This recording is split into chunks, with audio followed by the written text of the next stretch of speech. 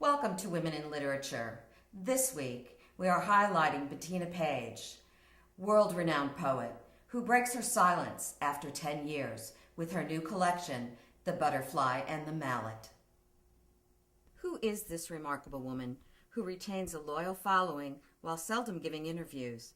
Tonight, we speak with friends, family, and colleagues to see if we can shine a light on this brilliant, reclusive poet.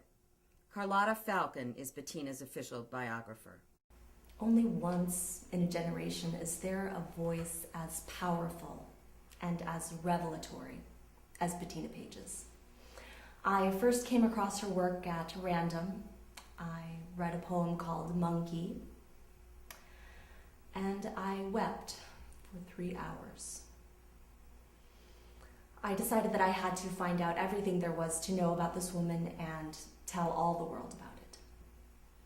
Was she destined to become a great poet? I believe that genius is formed in childhood. You must be proud of your daughter's many accomplishments. How would you describe her personally? I think she's nuts. I mean, we tried to get her to go outside in the sunlight, and, play ball, go fishing. We tried, but all she wanted to do was read poetry. And what do you think of her work? Well, I read one of her poems called Monkey. I thought there was going to be some monkeys in it, but there were no monkeys in it, and it didn't even rhyme.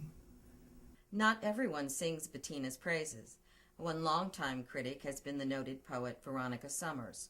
Some scholars believe that Bettina's poem, You Must Be Kidding, is a critique of Veronica Summers' work, The Flower in the Wall. In return, Veronica Summers' poem, Bettina is a Talentless Hack, is sometimes thought to be an attack on Bettina Page. A decade ago, you lost out on a prestigious literary award to Bettina Page. How does that make you feel? Oh, I'm not one bit bitter anymore.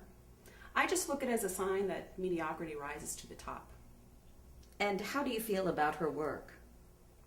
Well, let's take a piece like Monkey, for instance. Rambling, incoherent, nonsense. So you feel her work lacks depth? Let me share with you a haiku I just wrote.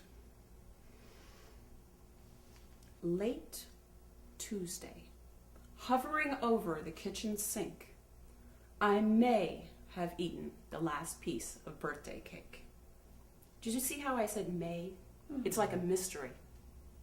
One woman who knows Bettina well is her personal assistant, Tiffany Gold.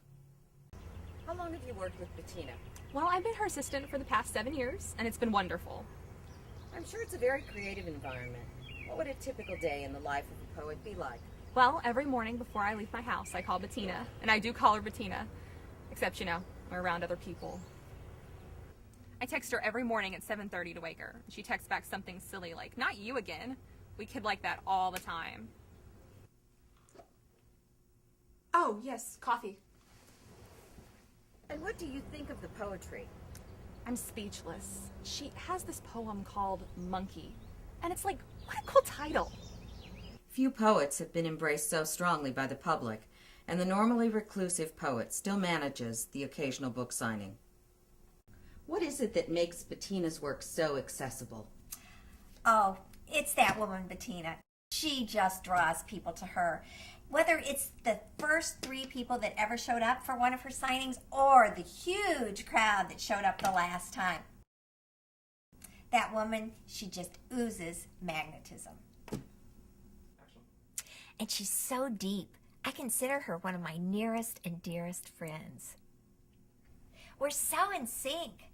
I feel like she wrote the poem Monkey about me, about my life, about my store.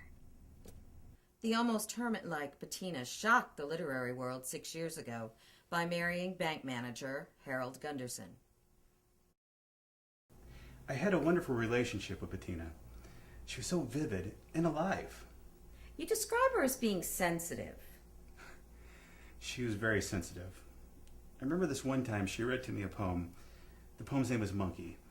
And I remember when she finished, I said to her, "Darling, that poem was pretty funny." She threw me out of the house, and she hasn't spoken to me since. But this was not her only significant relationship with men. One man who claims to know Bettina's innermost soul is her sports trainer, Danielle Lee. Well, you do develop an intimacy when you're doing squats together. So sometimes after a workout, we'd go out for a beer and talk. I remember one night she started crying and saying how no one understood her. And she gave a long explanation about a poem she'd written called Monkey, and how everyone was missing what it was really about. She said I was the only person she'd ever confided in about that poem. What is Monkey about?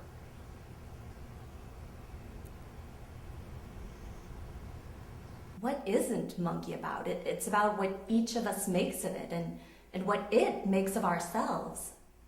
And in the end, what does it really matter? What indeed? I finally caught up with the reclusive poet herself. Well, Bettina, you know I'm one of your biggest fans, and it would be a dream come true if you would recite one of your poems. Would you recite Monkey? I would prefer not to.